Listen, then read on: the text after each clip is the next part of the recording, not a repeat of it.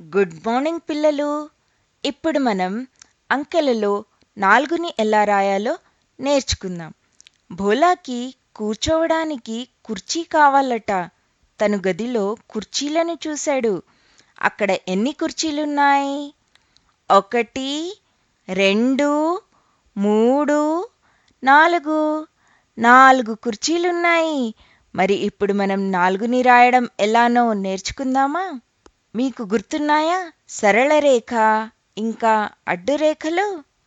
ఇప్పుడు మనం వీటి రెండిటిని ఉపయోగించి 4ని రాయడం నేర్చుకుందాం.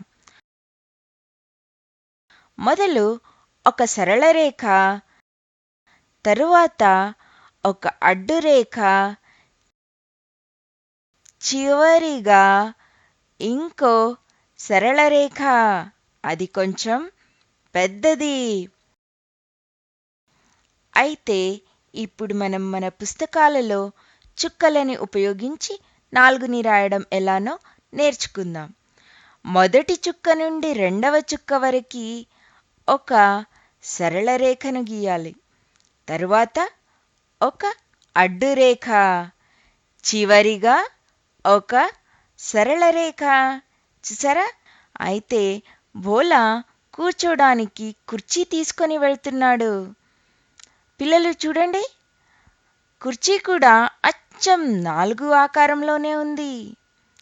ఇక్కడ చూడండి, 1 ఐస్ క్రీమ్, 2 ఐస్ క్రీంలు, 3 ఐస్ క్రీంలు, 4 ఐస్ క్రీంలు. మరి మళ్ళొకసారి 4ని ఎలా రాయాలో చూద్దామా? మొదలు ఒక సరళ రేఖను రాయాలి. తరువాత ఒక అడ్డు రేఖ, చివరిగా ఒక సరళ రేఖ. చూసారా ఎంత సులువుగా ఉందో?